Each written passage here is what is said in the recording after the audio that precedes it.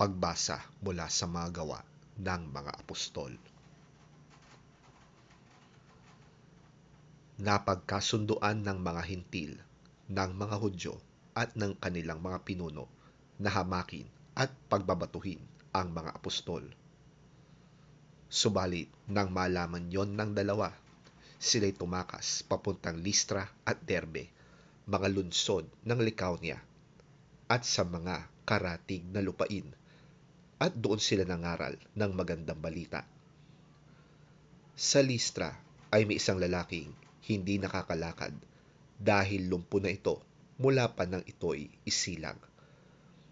Siya'y nakaupong nakikinig sa pangangaral ni Pablo.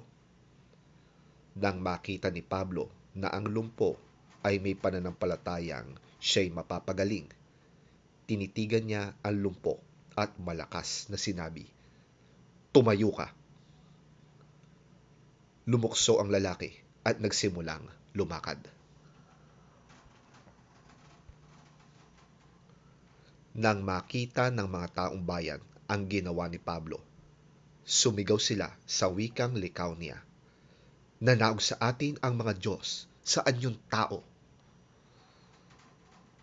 Tinawag nilang Zeus si Bernabe at si Pablo na may Hermes, sapagkat siya ang tagapagsalita.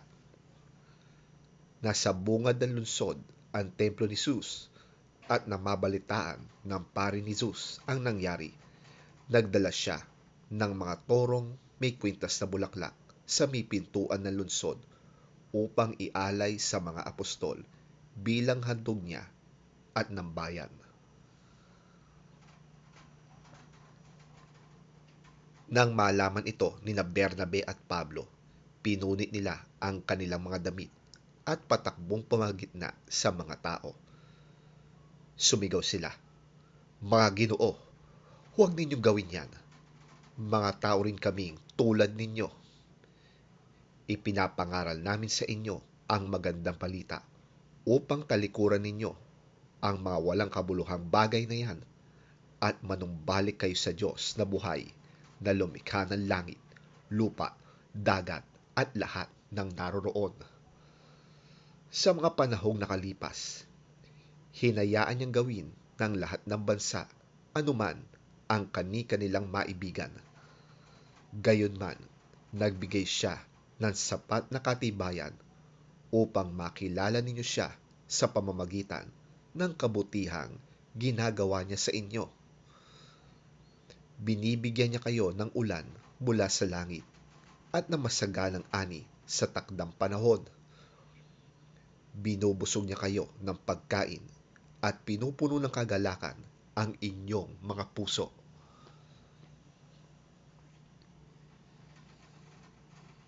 Sa kabila ng mga pananalitang ito, nahirapan pa rin si Bernabe at si Pablo na pigilin ang mga tao na sila'y alayan ng mga handog.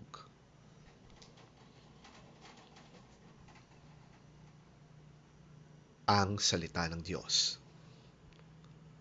Salamat sa Diyos. Ang mabuting balita ng Panginoon ayon kay San Juan. Papuri sa iyo, Panginoon. Ang tumatanggap sa mga utos ko at tumutupad nito ang siyang umiibig sa akin. Ang umiibig sa akin ay iibigin ng aking Ama.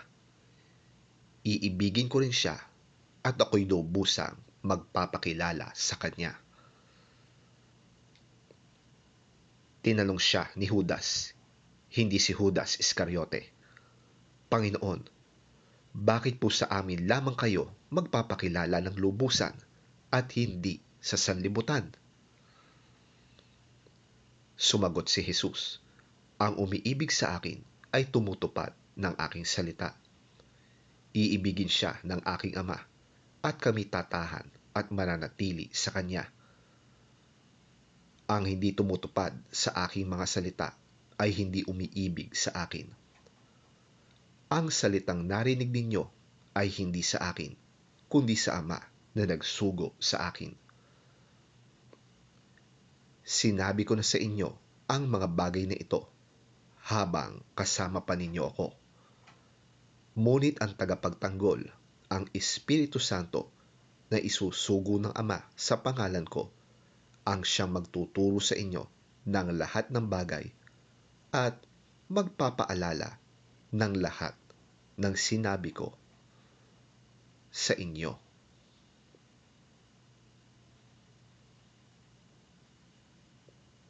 Ang mabuting balita ng ating Panginoon. Pinupuri ka namin, Panginoong Hesukristo. Those who accept my commandments and obey them are the ones who love me. My Father will love those who love me. I too will love them and reveal myself to them. Judas, not Judas Iscariot, said, Lord, how can it be that you will reveal yourself to us and not to the world? Those who love me will obey my teaching. My Father will love them, and my Father and I will come to them and live with them. Those who do not love me do not obey my teaching. And the teaching you have heard is not mine, but comes from the Father who sent me. I have told you this while I am still with you. The help of the Holy Spirit, whom the Father will send in my name, will teach you everything and make you remember all that I have told you.